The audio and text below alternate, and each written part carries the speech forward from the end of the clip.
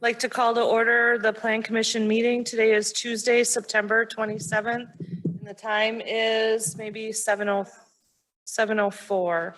I'll continue on with the roll call. I am Mayor Kim Smith. I'm the chair. Tom Smith, Present. Jared Holter, Here. Jan Brock, Newt Temte, Present.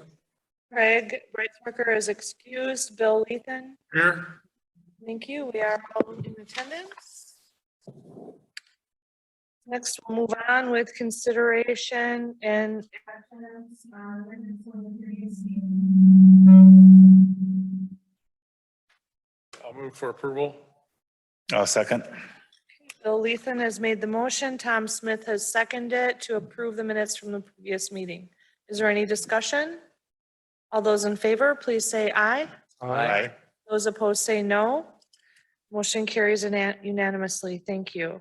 Item 3 is public input. If anyone from the public would like to address the Plan Commission, now is the time to do so. We do have quite a few public hearings on specific topics under the upcoming agenda. So you can definitely speak then, but you are also welcome to speak now under general input. Please start by stating your name and address and limit your comments to 3 minutes. Would anyone like to address the Plan Commission this evening?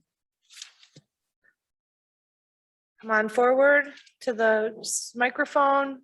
Begin by stating your name and address. I didn't get that. Could you try again? Good evening. My name is Kurt Van Auken. Address is 501 Riders Club Road, Alaska.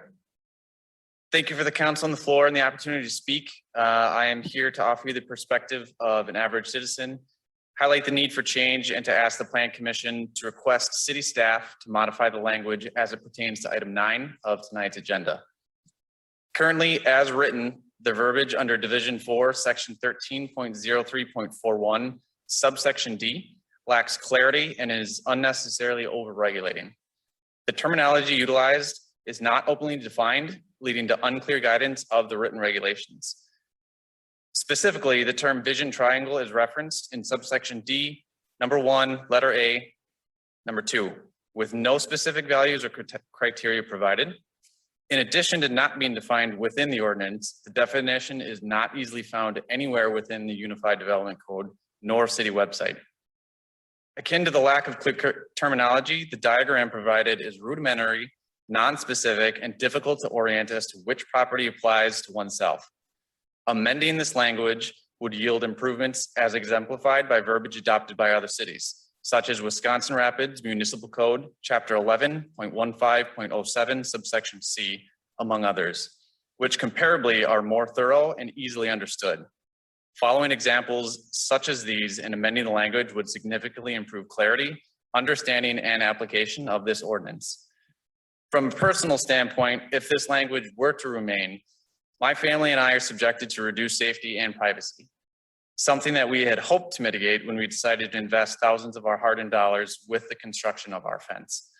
We live on a highly trafficked corner from both a pedestrian and a vehicle standpoint.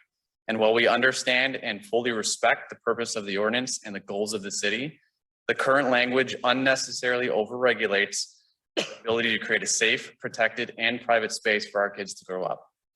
I strongly feel that amending and ultimately improving the language will foster better understanding from the general public as well as professional entities, improve the city residents' satisfaction with the written ordinance language, as well as mitigate any future conflicts the city may face from property owners. In all considerations, the opportunity to amend this text is truly mutually beneficial. If this has not been convincing enough, in section D, the word yard is misspelled and reads year. Thank you for your time. Kurt, what was your last name again? I'm sorry, I missed that. It's like Van Auken, V-A-N space A-U-K-E-N. Thank you. Thank you. Thank you for coming in tonight. Okay, would anyone else like to address the Plan Commission this evening? Second call for anyone wishing to address the Plan Commission under public input. Stacy, is anyone online?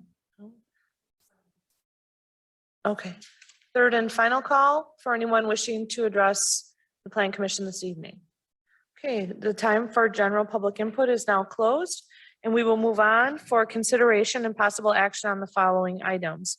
Item 4 is a public hearing for a conditional use permit application to construct a new Class 2 telecommunications structure, a total of 101.2 square feet in size, located at 917 13th Avenue South on Alaska. This is tax parcel ID number 18-2883-0, and the applicant is TDS Metrocom LLC. I'll now open the public hearing and ask people if anyone would like to speak in favor of this conditional use permit. Second call for anyone wishing to speak in favor.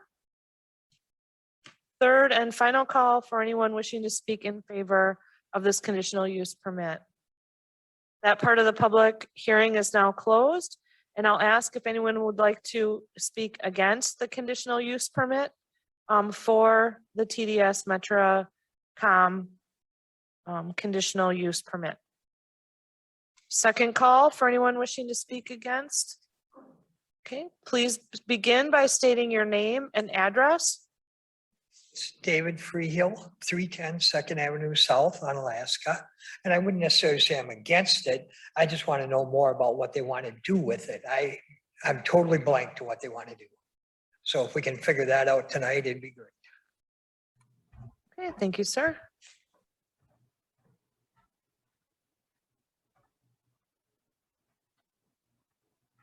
All right, would anyone else like to speak against? Anyone wishing to speak against the CUP application? Okay, I'll now call the public hearing as being closed and ask our city planner, Katie Aspenson, for a brief summary of this item number 4 on the agenda. Thank you, Mayor. This conditional use permit request to allowing TDS Metrocom LLC to construct a new Class 2 telecommunications structure and facility. It's approximately 101 square feet to be constructed on the northeast corner of the parcel known as a hut or a hub. The intent is to have interior storage of communications equipment. The applicant has applied for site plan review and will have to follow all development standards found within the UDC. Telecommunication structures and towers are permitted only by conditional use permit per section 13.02.68T and pursuant to standards set forth in section 13.05.22. The city has no basis for denial of the conditional use permit, but has found a basis to impose the following conditions, which I will read into the record, including the substantial evidence for each condition. Condition number 1, owner developers shall pay all fees and have all plans reviewed and approved by the city prior to obtaining a building permit. Owner developer must have all conditions satisfied and improvements installed per approved plans prior to issuance of occupancy permits. Substantial evidence. This condition provides notice to the owner developer that they are to follow procedure for orderly development in the city of Onalaska in order to promote the health, safety, and welfare of the city. Condition number 2. All conditions run with the land and are binding upon the original developer and all heirs, successors, and assigns so long as the conditional use is being actively used. Substantial evidence. This condition acknowledges and provides public notice of the term and puts the owner developer and future owners on notice that they are bound by the conditions and that they can continue the use as long as they follow the conditions and actively use the conditional use. Condition number 3. Owner developer shall abide by the city's ordinances, Unified Development Code, and Building Code requirements as amended. Substantial evidence. This condition assures that the owner developer understands that they must follow the city's Unified Development Code and Building Code, which they are required to follow in every way. And as they are receiving the benefit of being allowed to have a use that is not within the standards of the city zoning code, failure to follow city ordinances may result in loss of their conditional use permit. Condition number 4. The conditional use permit shall be reviewed every 5 years to ensure continued use. Substantial evidence. This shifts the burden to the owner of the property to provide proof that the use is active and continuing. Ensuring that the existing permits are still valid and being properly used ensures compliance with the city's procedures and ordinances and promotes interaction and communication with the city, which further orderly development and the health, safety, and welfare of the city. As a public hearing has been held, testimony based on substantial evidence should be listened to and considered when deciding on the requested conditional use permit application. Only where no reasonable conditions could exist to allow the conditional use may conditional use permit be denied. Thank you. Thank you for that, Katie. Okay, so with that being said, I'll turn this matter over to the Plan Commission. What is your desire? Katie, Tom? this is a new structure, right? So there's no structure right now. So this would be a new request, right? Correct. So it is a vacant parcel of land. So it's not going to be a new telecommunications tower. It's going to be just a square structure, fairly small, that'll sit in that upper northeast corner of the property. Okay, so it's not really a tower. It's just. It's not a it's tower, just a Structure It's a sitting on the small ground. hub. Oh, the Yep. hub, the hub. It'll look like a little garage. basically. Okay, okay. All right, I'll make a motion that we approve the conditional use permit application to construct the new class telecommunication structure, a total of 101.2 square feet, size located at 917 13th Avenue South, tax parcel 18-2883-01, applicant TES Metro Telecom, with the 4 conditions attached to agenda number 4. I'll second that motion.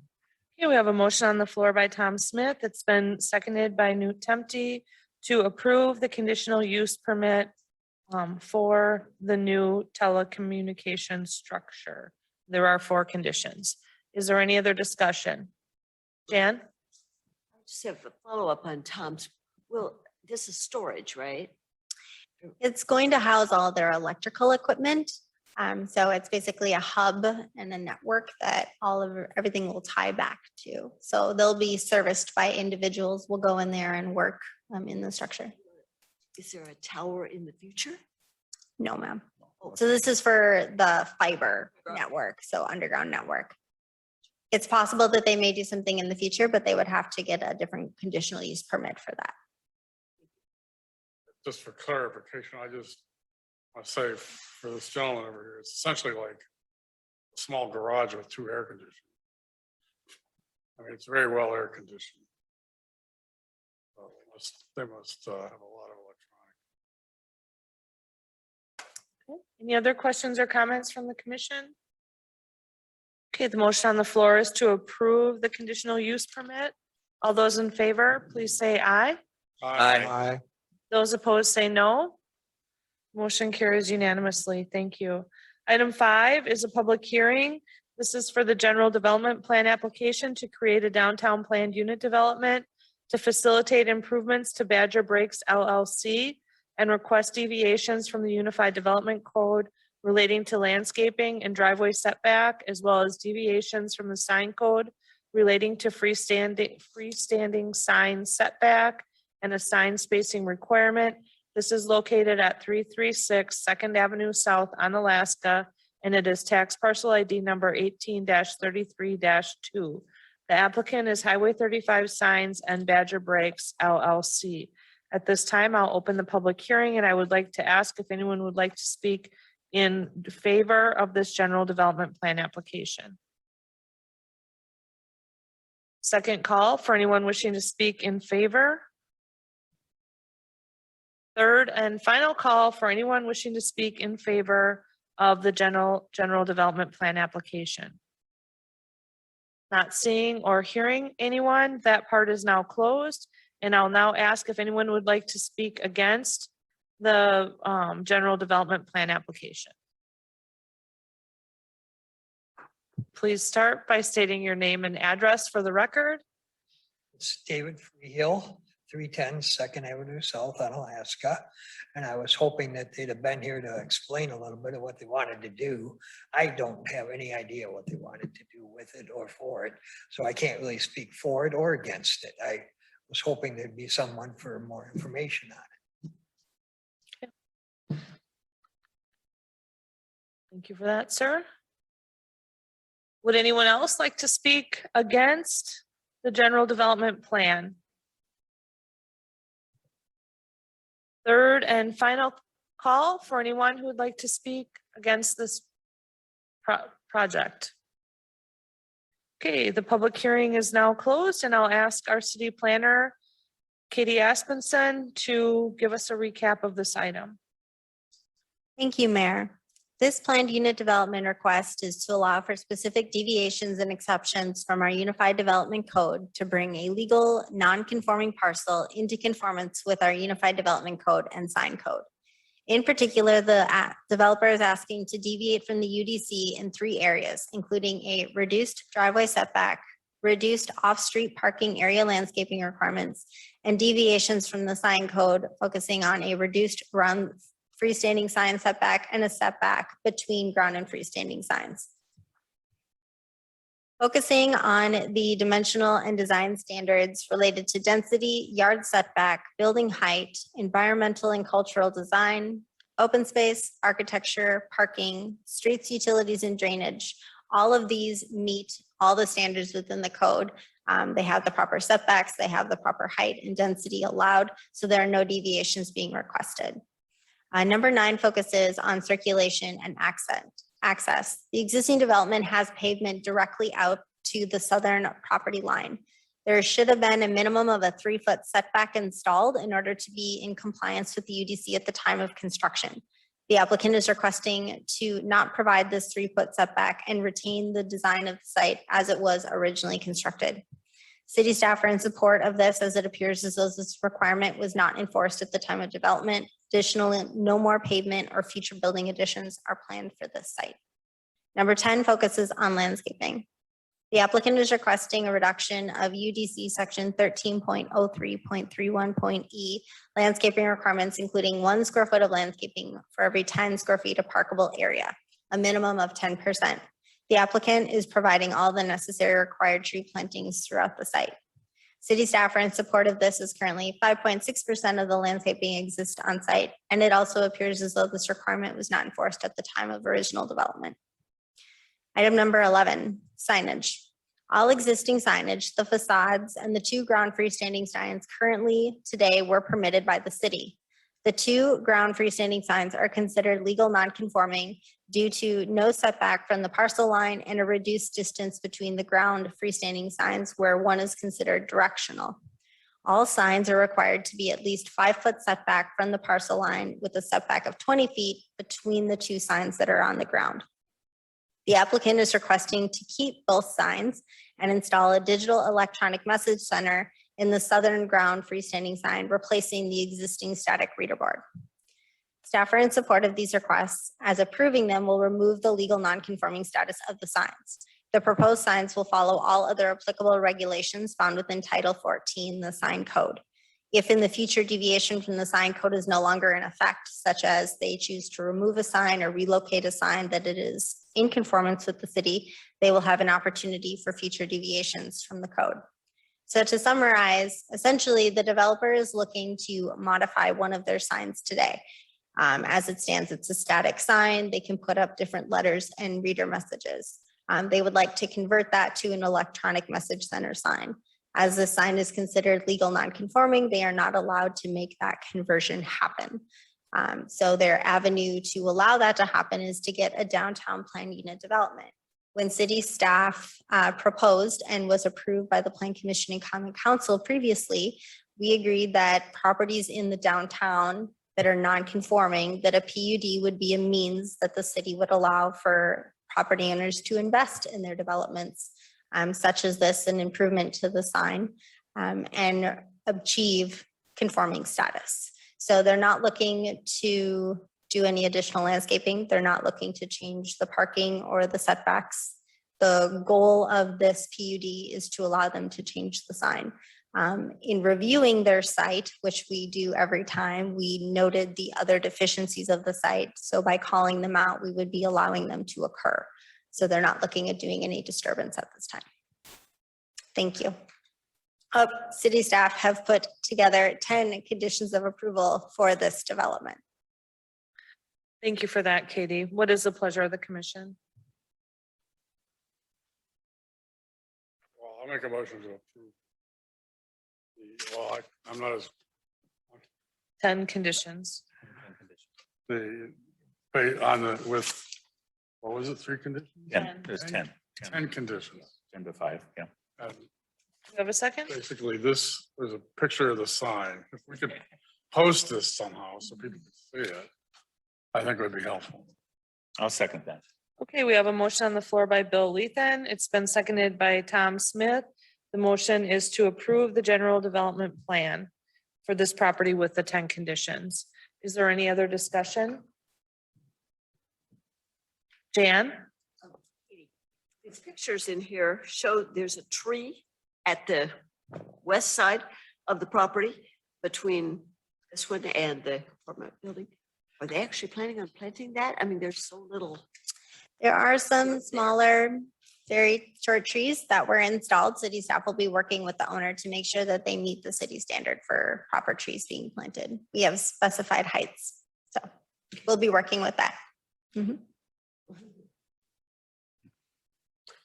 But they can just do that. They don't need to come back for any. No, that is strictly working with city staff. Okay, so the motion on the floor is to approve with 10 conditions. Is there any other discussion? Okay, all those in favor, please say aye. Aye. Those opposed say no. Motion carries unanimously with 10 conditions. Item 6 is a public hearing to amend the Valley View Plaza Plan Commercial Industrial District to allow a multi-tenant freestanding ground sign to advertise adjacent off-premise business, which would serve the entire development located at 9415 and 9417 State Road 16. These are tax parcel ID numbers 18-3603-3 and 18-3603-4. The applicants are the La Crosse Sign Group and Windy Ridge C LLC. I'd like to open the public hearing at this time and ask if anyone would like to speak in favor of amending the Valley View Plan Commercial Industrial District. Second call for anyone wishing to speak in favor. Third and final call for anyone wishing to speak in favor. Not seeing or hearing anyone, I will close that part of the public hearing and now ask if anyone would like to speak against amending the Valley View Plaza Plan Commercial Industrial District. Anyone wishing to speak against? Third and final call for anyone wishing to speak against this PCID. Not seeing or hearing anyone, the public hearing is now closed, and I'll ask our city planner, Katie Aspenson, to give us a recap of this item number 6 on the agenda. Thank you, Mayor. The applicant is requesting to amend the Valley View Plaza PCID to allow for a single multi-tenant freestanding ground sign to advertise an off-premise business, which would serve the entire development. There are 4 businesses located at the original site of Old Country Buffet with room for an additional tenant, which was allowed to be subdivided into 2 parcels in 2017. The owner is requesting to construct a single sign to serve both developments. The proposed sign is approximately 97.4 square feet, 30 feet in height, which is well under the allowed maximum height and square footage allotment for a ground freestanding sign in the B3 district. All other signage requirements are proposed to be met by the applicant. Currently within this PCID, there is already a similar multi-tenant sign serving the Olive Garden and Days Inn and Suites. And again, previously, the Old Country Buffet had a single ground freestanding sign in the northeast corner, and they're looking to install this new sign in the exact same location. Included is the cover letter describing the overall development. Of our sign code, section 14.02.25A states signs within a PCID are intended to have unified appearance, and signs should generally comply with signage standards. However, but may deviate from those standards pursuant to approved plans. What that means is that if the plan commission does so desire, as they have a PCID, you are allowed deviations from the sign code. Looking at the dimensional and design standards for this PCID related to density, PUD perimeter, lot area, yard setbacks, building height, environmental design, common open space, architecture, parking, streets, utilities, drainage, traffic calming and design, circulation and access, and landscaping, all of those standards have been met by the applicant when they redevelop the site. So this particular amendment is focused on number 14, signage. The applicant is requesting again to allow for the businesses that are located on two separate parcels to jointly advertise all businesses on a single ground freestanding sign. Previously, there was a sign in this location advertising the previous business, but was removed to allow for redevelopment of the properties into 2 new parcels and 5 new businesses. City staff are in support of this request, allowing a multi-tenant sign to advertise for up to 5 businesses, as it reduces the overall number of freestanding signs that could be installed along State Road 16, and they're more effectively advertising these businesses. The proposed sign will follow all other regulations related to height and square footage found within Title 14 of the sign code. Additionally, this particular practice of joint multi-tenant signage has been allowed within this particular PCID. City staff have put together 9 conditions of approval for this development. Thank you. Thank you, Katie. With that being said, I'll turn this matter over to the Plan Commission.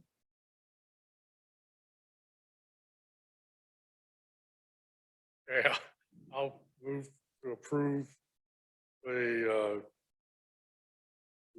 application with the 9 conditions for approval. I'll second that motion. Okay, we have a motion on the floor by Pat Lethan. It's been seconded by Jared Holter. The motion is to approve the amendment for the Valley View Planned Commercial Industrial District. Is there any discussion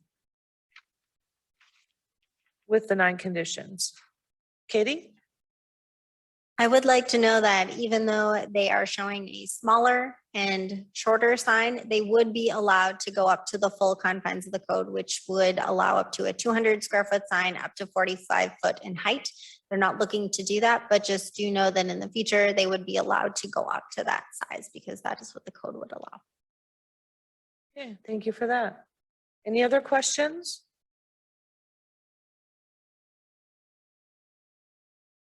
Okay, the motion on the floor is for the PCID amendment with the 9 conditions. All those in favor, please say aye. Aye. Aye. Those opposed say no. Motion carries unanimously. Thank you.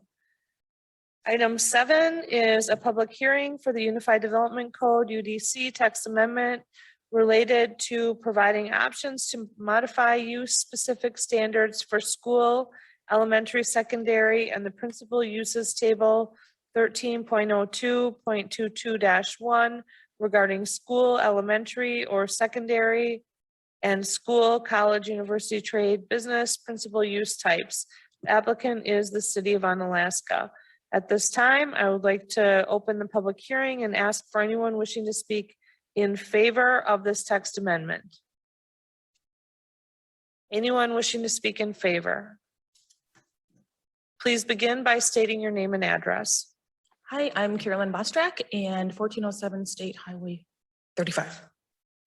And I'm speaking in favor. As you may recall from last month when we discussed this, I first want to say thank you for opening up this opportunity to Onalaska and providing options. So Katie on her team have been instrumental in coming up with viable options. And I want to say thank you to the team and then also to Amanda because you're helping us from, making it a smooth transition to the next step and stopped that last month. And so we are in favor of looking at innovative ways to make this happen.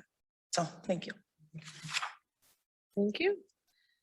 Anyone else wishing to speak in favor of the text amendment?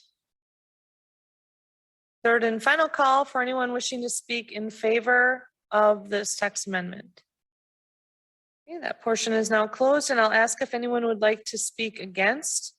If anyone would like to speak against the text amendment to the Unified Development Code. Last call, if anyone wants to speak against. Not seeing or hearing anything, the public hearing is now closed, and I'll ask our city planner to give us a recap of item number 7 on tonight's agenda. Thank you, Mayor. The UDC requires that all elementary and secondary schools, both public and private, be located on a 2-acre minimum site with a 40-foot setback of the principal structure from all parcel lines. The city has required these standards since creation of the zoning ordinance in 1969. It is assumed that these standards were to allow for outdoor student recreation areas. Based upon the feedback received at the August 23rd meeting, we have put together 4 different options of language to retain and modify existing use-specific standards for schools, elementary or secondary. In your packet this evening, the first option is to provide what the Plan Commission originally came forward with back, I believe in June, was to remove the 40-foot setback for all principal structures and uses and retain the 2-acre minimum lot size.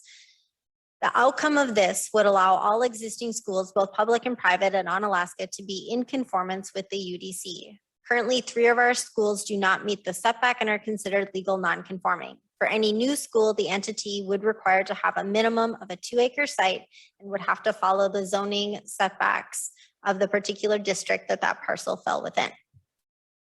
The second option, option 2, is to remove the 40-foot setback for all principal structures and uses and require a modified version of space square footage standards as required by the Department of Children and Families for daycares and preschools. The exact language would be, each school is to provide a minimum of 35 square feet per child of indoor space and a minimum of 75 square feet per child of outdoor space, with an overall minimum of 750 square feet of outdoor space. The impact of this option would allow, again, all existing schools, both public and private, to be in conformance with the Unified Development Code. For any new school, the entity would be required to have a minimum of 750 square feet of outdoor space or greater, using the formula of 1 student to 75 and an indoor space formula of 1 student for every 35 square feet. The third option is to remove the 40-foot setback for all principal structures and uses and require a minimum of a 10% outdoor open space. The exact language would read, each school is to provide a minimum of 10% of the parcel as dedicated open space for students. The outcome of this option is that, again, would allow all existing schools to be in conformance with the UDC, as all existing schools exceed 10% open space for student use. For any new school, the entity would be required to have a minimum of 10% of outdoor open space for student use. This is a standard that we currently use in our UDC elsewhere, in particular our multifamily. Whenever we have a development of 3 units or more, every developer is required to have at least 25% open space. So this isn't 25%, but it is 10%, and it is dedicated open space. And you cannot count parking lots as part of that space. So it would have to be separate. Option number 4 is to remove both the 40-foot setback for principal structures and uses and also the 2-acre minimum. This would mean there would be no direct regulation tied to the parcel. So it again would bring all existing schools into conformance with the UDC, and any new school, they would have to follow minimum lot sizes and setbacks of the zoning district of the parcel. The city would not require any minimum square footage for the interior of the school, as that is governed by the International Building Code, but the city would also not require any minimum square footage for exterior uses. Lastly, we have an attached principal uses table that I see did not make it into the packet. I apologize for that. Related to schools, elementary, secondary, and schools, college, university, trade, business. Previously, we had in those specific categories in the B1, B2, B3, MC, and P1 district, we had a PS, and that's because we used to have standards for those districts. So we would change that to just a P, meaning that they're outright permitted and they're governed by the standards found within the UDC. So the requested action for this evening is to select one of the options or a combination of them, and then also to amend the principal uses table to allow those uses to be considered P or PS, depending on the type of use. Thank you. Thank you for that, Katie. Okay, this is something that this commission has been talking about for a couple months, and we asked staff to put together some options to choose from. We now have those. So what is the pleasure of the committee?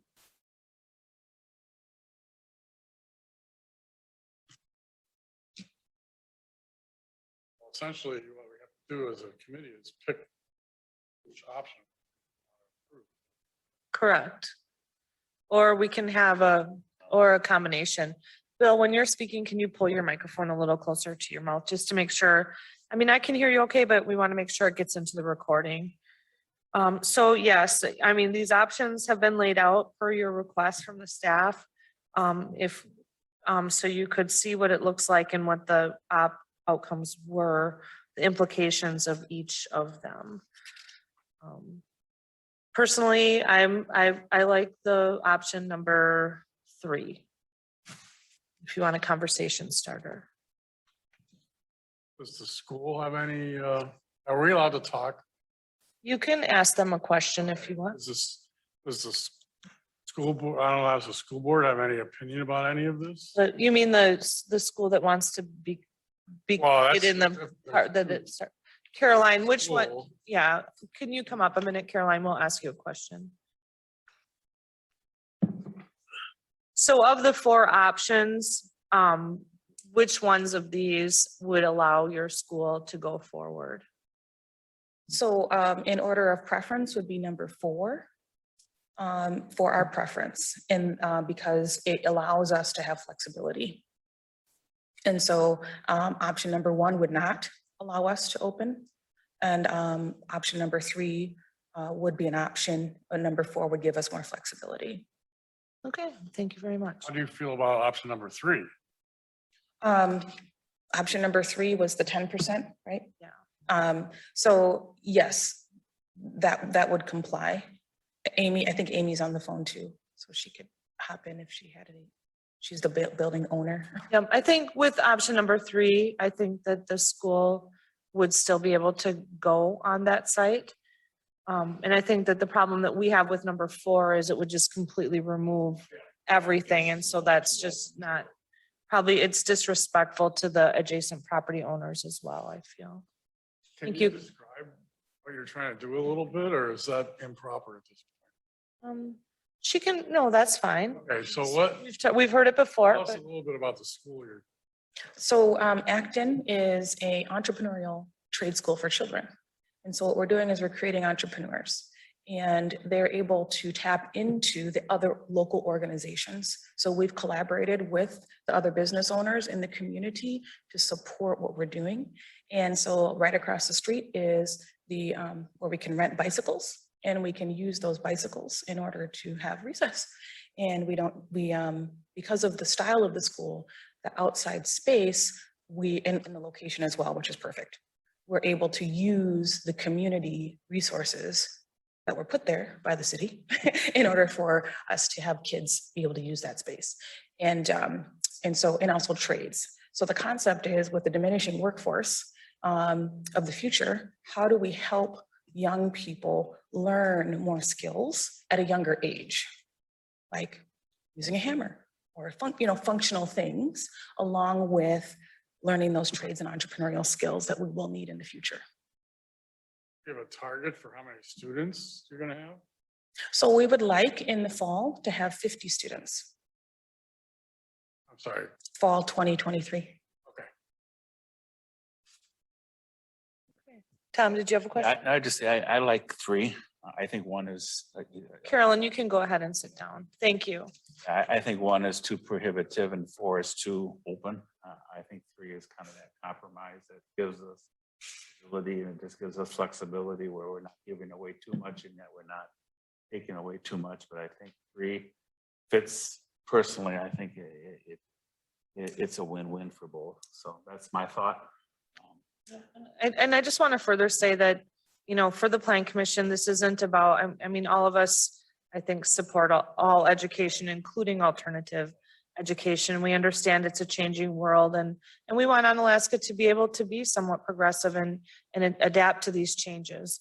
But with being on the Plan Commission, we have a lot of concerns with property rights, and that includes allowing people to do what they want with their property, but also being respectful of the adjacent property owners and finding fits that are good for neighborhoods, so that we're building up a community that can live harmoniously together and not adding more problems than we're trying to avoid. Katie, did you want to say something?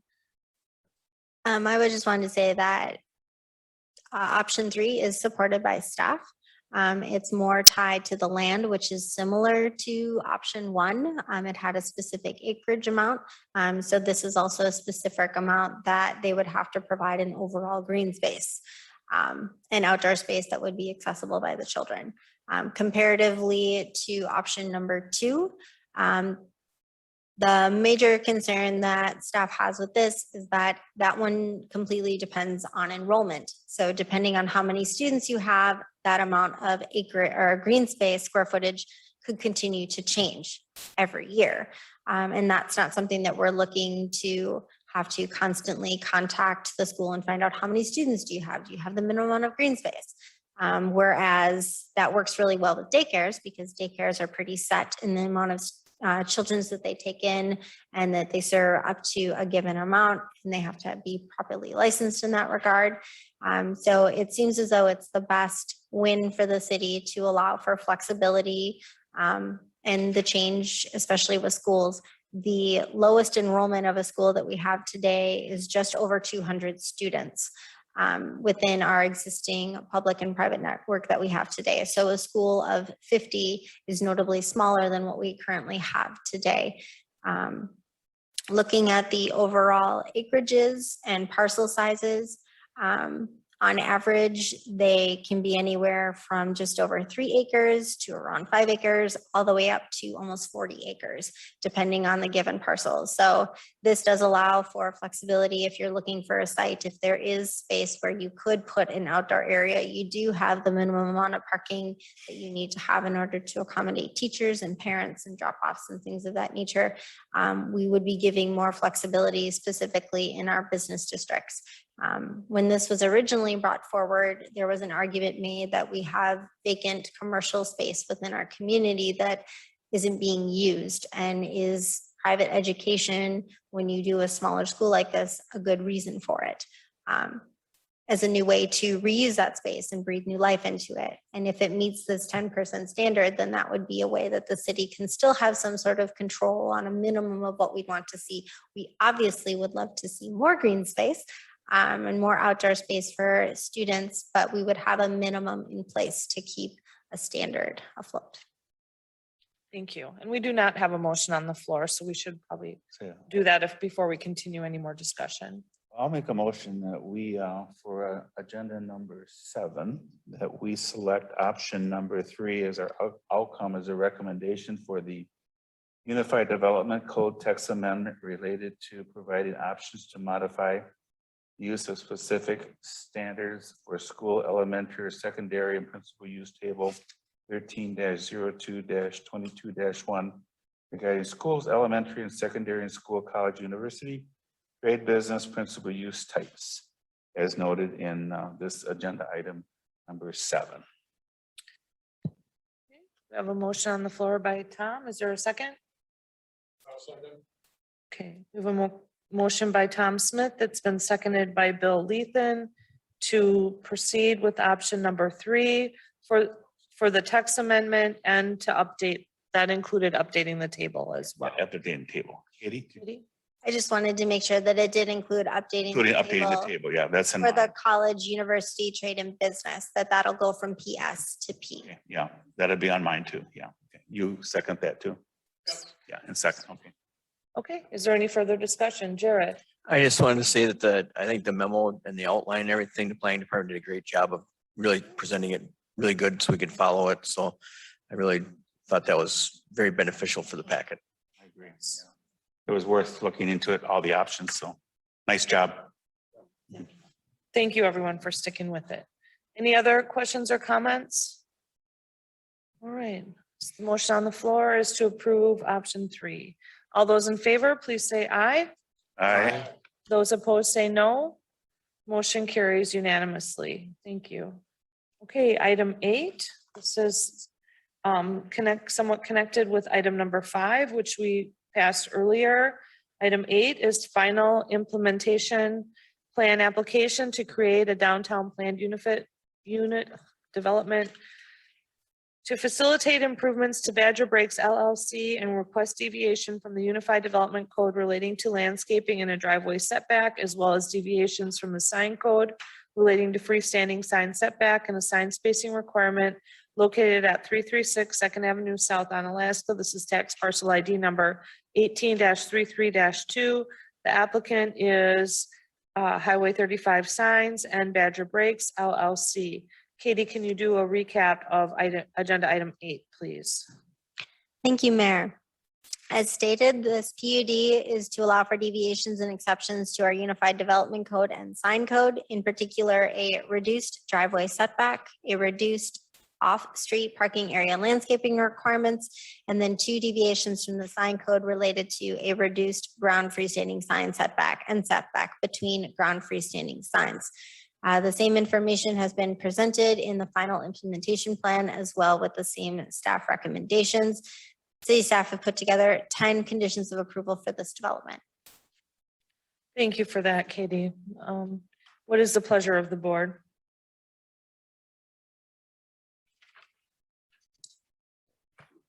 Take a motion to approve the final implementation plan for the downtown planned unit development as outlined in number 8 with the attached conditions 10. and conditions. Thank you.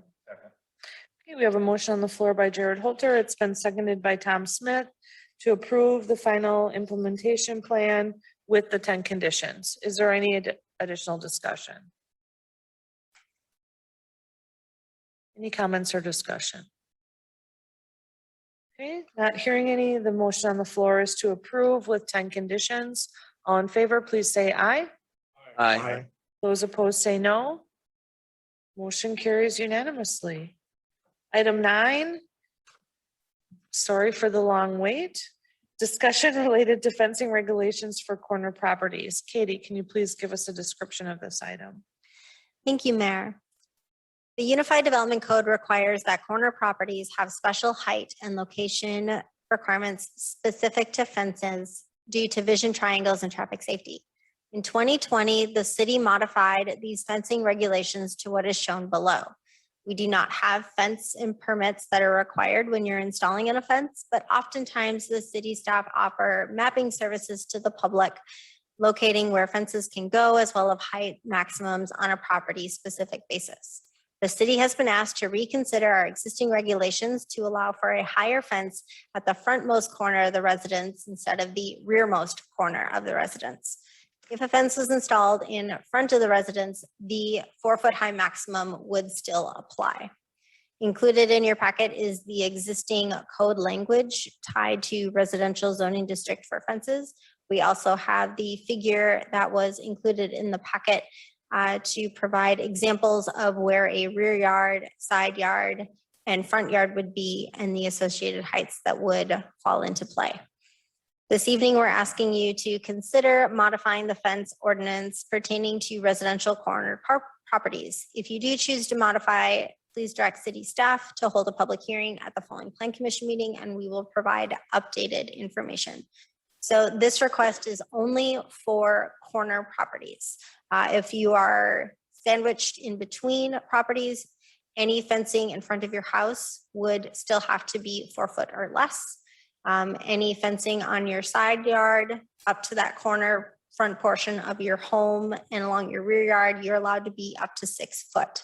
So if you did make the requested change and you allowed that fence to be 6 foot high, but be closer to the front of the home, you would essentially be allowing for, as the individual who came before you this evening had talked about, increased privacy, increased usability of land. Previously, we had not allowed any 6 foot high fencing in the 25-foot street yard setback. It was only allowed to be 4 foot high. So this ordinance change that happened in 2020 allowed those individuals to go up to 6 feet, but we were still trying to protect and maintain the vision triangle. The vision triangle is measured at the intersection of the corner and it runs 20 feet in either direction. And then it's the imaginary line in between them, creating that vision triangle. To note that in almost all corner properties, we have a 25-foot setback on both sides of the corner. And we do that again for vision and safety purposes. So we want the buildings to be set back further. That's why if you look at a corner property today, you'll see that they're not all the way up to the sidewalk, such as 6 feet or 10 feet, as many are.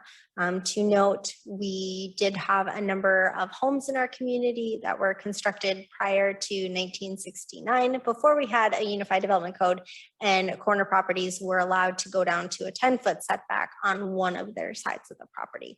Many of those lots were much smaller than what we would ever approve today, so they're considered a substandard lot. But this new rule would allow increased fence heights on corner properties, specifically in the street yard setback. Thank you for that, Katie. What does the Plan Commission think of this? Go ahead, Tom, you go When I first. looked at that, I didn't know for sure what that No, was. I asked Katie too. I'm like, We you were need looking at it, to- it's just like, oh, what is Felt this? like, You know, kind of a puzzle. Patchwork quilt. Yeah, I get it. I mean, I know where you're going, but I think Kurt, I think it was Kurt, I agree with Kurt. It's kind of a little overwhelming of looking at it and say, what is this and how that would work? And I think we'd have to be really careful of how we really define the rules, and that we think this out really well. You know, if I had a corner lot, I'd have some concerns, but I understand the safety and the concerns that we would have for this kind of stuff. But I think we need to, I hate to think we would overregulate, but I also think we have to think this out. So if we're going to put ordinances in, I think we really just need to make sure we think it out really well. And, you know, go through the process, get feedback, input. I don't know. I just looked at this and it was like, it was confusing to me. It's like, I didn't for sure what we were trying to do here. Well, we do have an ordinance and it's. I know, but yeah, I know, but to me, it's like, it made no sense.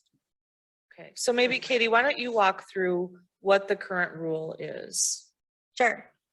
So for an example of the figure that's in the map today, the intention was to try and provide a variety of street intersections and corners. So they put cul-de-sacs in this diagram, and they also have 4 major streets. So it looks that way on purpose because we're trying to encompass as many different. These are all the angles of a yard, right? Yep, of what we have today. So the little black boxes are all the building footprints, a different variety. Some are more rectangular, some are more square, some have outputs like a porch or things of that nature. The orange area is considered your rear yard, which is directly back from your foundation of the home to your rear property line. The areas in blue are what is considered your side yard. It can vary anywhere from 6 feet to 10 feet in your R1 and R2 districts. The area in green is your street yard. So that is the location of where any fence, if was installed in the green, could only be 4 foot high. If you installed a fence in the blue, you could be 6 feet high. So if you look at, for example, the image at the intersection, the southwest corner, they're basically asking to extend the blue north from where it is today. And I'm going to come around and point to each one of yours so we're all on the same page, because I don't have it up on the screen to show you. So basically, we allow it to the rearmost corner, and they want to bring up so they can have more high fencing in that area. Give me just 1 second.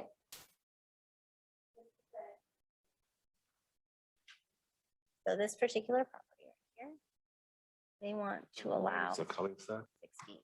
That's the cul-de-sac. Cul-de-sac, these are like the street there, so this is just like. So right here, Okay, so that's, right now it's 4 feet and they want to go 4 here and move this here. So what is blue there would become blue there. And they want to be able to go 6 here. Not that side, because it's only for people on the corners. You have to be on a corner for this to be effective.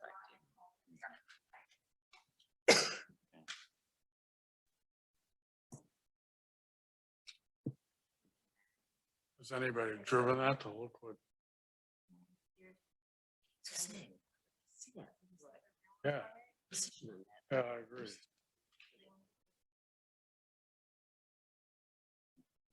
That's 20.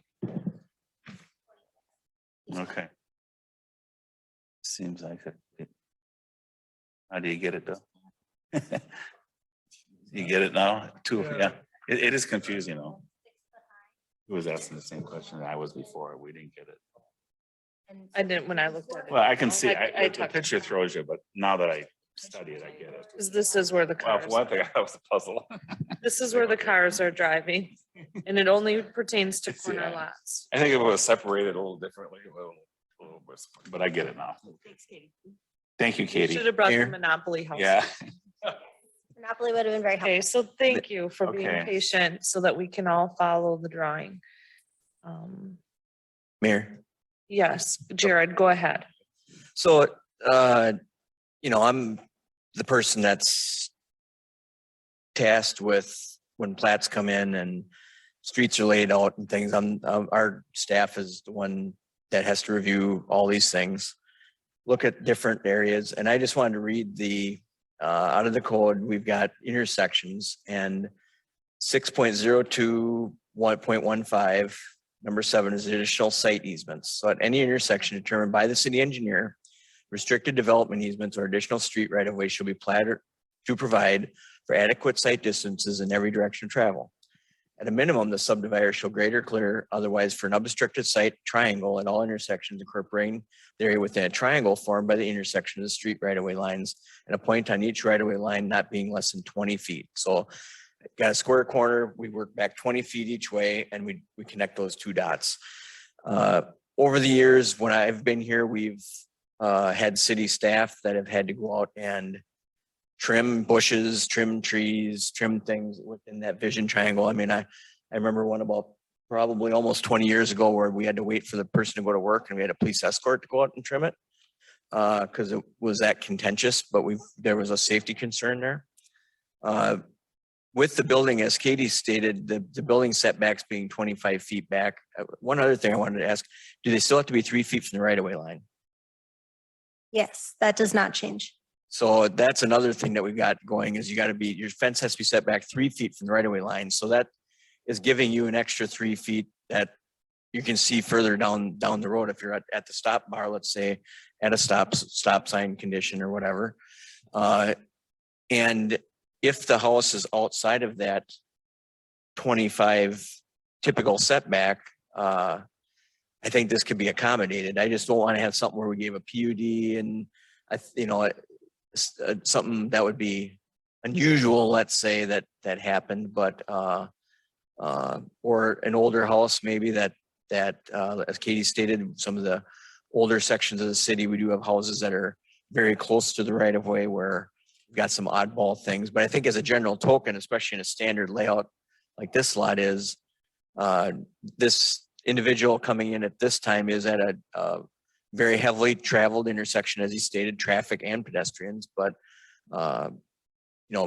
obviously from a traffic standpoint, if we had no obstructions, it would be the best case scenario. One thing that I'd point out is not only if the fence is there, but for instance, this homeowner could put in landscaping that could grow 10 feet tall or more, and there's really nothing the city can do about it. It's not within the vision triangles outlined in our ordinance. We don't have any power unless we thought that we'd have to be some extenuating circumstance. So that's where I come back to, if you can plant a bush that's going to do the same thing as a fence, why don't we, then we should redo our vision triangle corner if we really think it's that needed. Thank you for that, Jared. Any other comments? Or the general thoughts?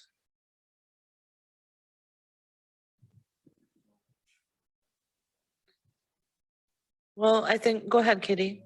So you could, if you're interested in having different language where we would change where the height maximum would be if we wanted to do what I drew on your piece of paper, you could direct city staff to provide options for fence location and height within the code. And then city staff would work to produce that. And we would put that forward at your next plan commission meeting.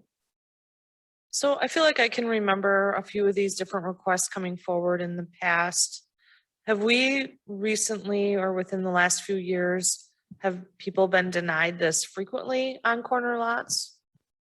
We will commonly provide fencing information out to individuals. It's one of the more common requests that we get. If you do choose to have the ordinance changed, that's something where staff can look back at past emails. Normally we give out maps and we can inform people that the ordinance has changed if they never did put up a fence. It's entirely possible that you could have hard feelings of people that would have wanted to put up a 6-foot high fence, but the city said no because we had a 4-foot high maximum. Or they could have moved their fence to a different location. So we're not going to please everyone all at the same time. And that really comes down to the fact that the city does not permit this rule. And the only time we usually find out if someone is not following the rule is if the city's informed of it. And we try to work with that property owner as fast as we can to notify if there is an issue. If we can tell based on what we see is not compliant, we will attempt to make contact as fast as possible to stop it from getting too far and be like, okay, this is what the code allows.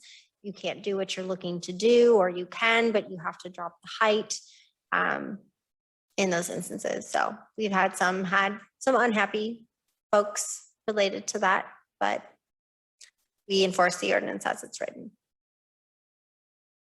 Thank you. What do you do about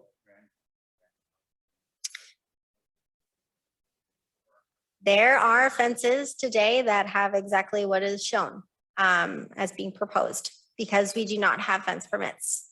And we do not have the staff ability to go around and inspect every house to make sure that the fence is compliant.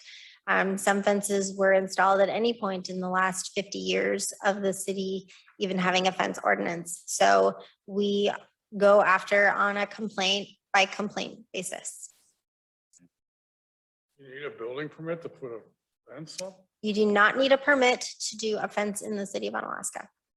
Did we change that? I would not recommend asking for fence permits in the city. And the reason for that is typically they want, an individual would want to know where their property line is. And the city does not establish property lines for individuals. We tell people the only location to know where your line is to obtain a survey. So we often, every time we send someone a fence diagram, we strongly encourage and recommend that they work with a surveyor so they're not putting a fence on someone else's property. Okay.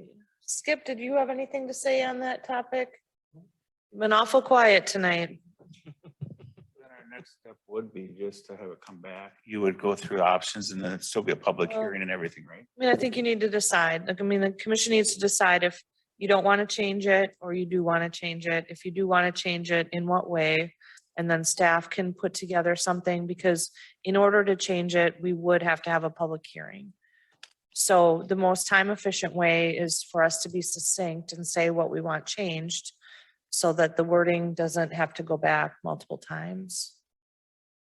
If that's possible. I mean, if it's not possible, then we'll do the best we can.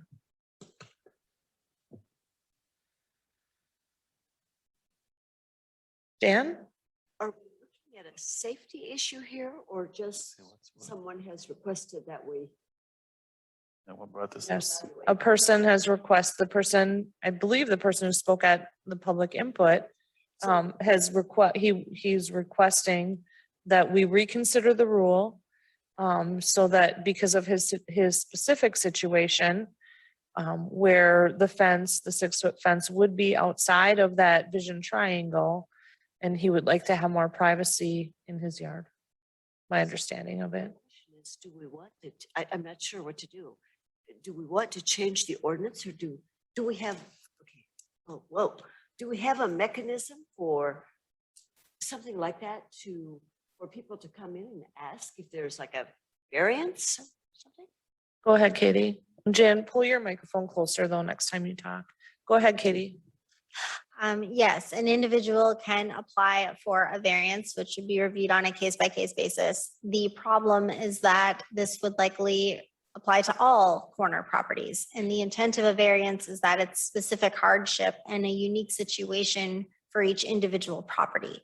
So if they happen to be on a corner and they would like to install a fence higher at a certain location, then it would, how is it different than any other property on a corner? And the way that our ordinance works is if we have something that is repeatable, we should not be issuing variances for something. We should be changing the code and then enforce it thereof.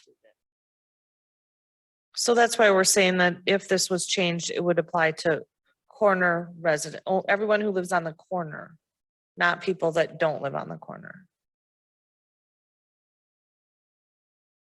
Okay, Jared, what are your thoughts with your, from your perspective?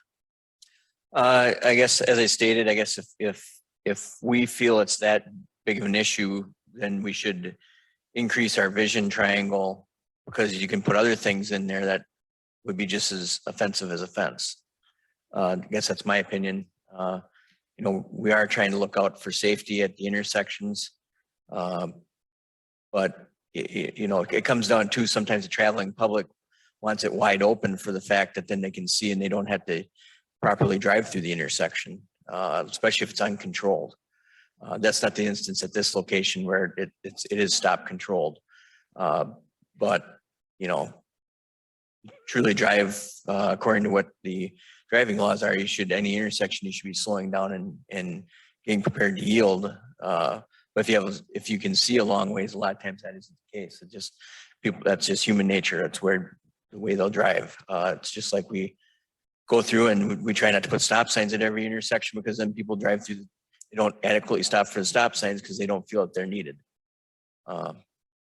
I'd like to see it go to public hearing at least and see what, if the public has any, I don't think you're going to get a lot of public input, other than there's people that have had the occurrence happen.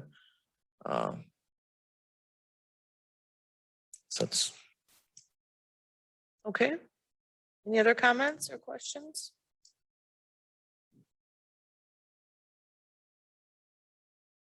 Okay, without getting any public input, it's kind of hard to direct staff what to do next.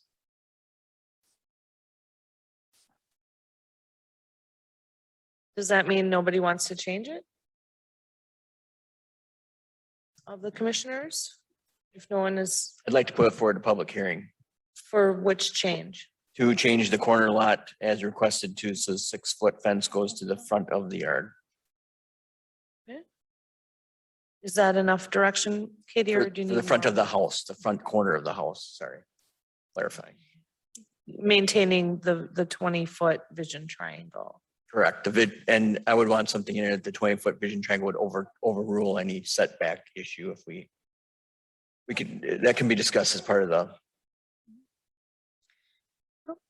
So we can work on that, and we can do something similar to what we did this evening with the schools, where we can have a couple options put forward as well. So if staff come up with something between now and the meeting that would meet the intent of the feedback we received this evening. Okay, is that enough for you, or do you need a motion? That's fine. I don't need a motion. Okay, any other comments on this topic? Anyone wants to stick in before we move? I live on a corner lot and on Lake Street. And my property line is actually set up back from the street, because it's designed so that the city could put a sidewalk in on Lake Street by my house. And so my property line is actually set back quite a bit from the actual street. Now, what are we talking about? Setback, I mean, if I wanted, I have no fence, I don't plan to do a fence. And I'm probably gonna abstain from this because I live on a corner. But if I were to put a fence up, are we talking about from the property line or from the, you know, what is physically looks like the property? Okay, Katie? So your property line does not start at the curb. It's a common misconception. So the boulevard area is owned by the city and appreciatively maintained by the abutting property owner. That area can vary from 3 feet to 14 feet, depending on where you live in the city.